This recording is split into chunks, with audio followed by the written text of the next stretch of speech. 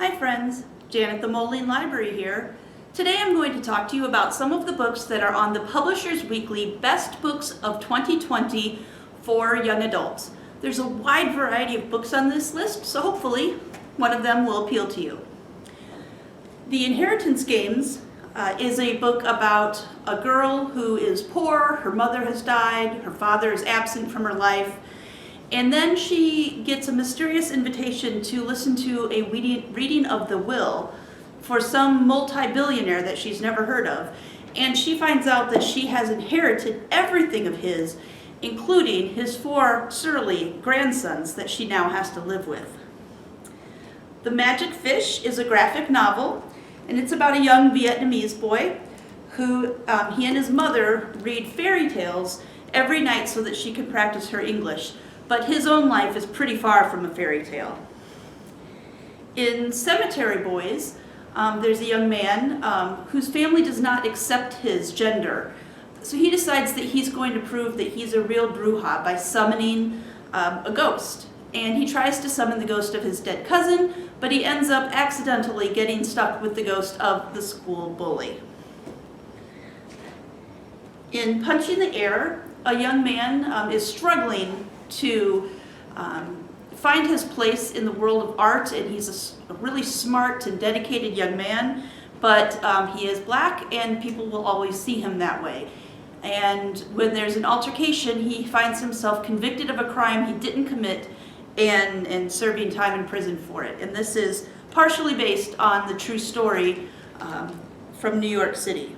And Yusuf Salaam, one of the authors, was involved in that case. Dragon Hoops is another book, graphic novel, and it is semi-biographical as well. It's based on the author Gene Luen Yang's real life, in which he was a really smart guy and he loved comics and he understood a lot about the world, but one thing he didn't get at all was sports. But when his school's basketball team started to look like they were going to make it all the way to the finals, he found out that it was a lot more interesting than he thought, and he learned out not only about them, but a lot about himself as well.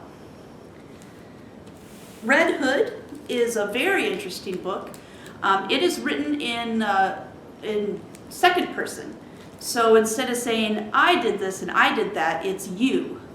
So you went to the store, and the main character, known as You, is a young woman who at the age of 16 finds out that she has the power to hunt wolves.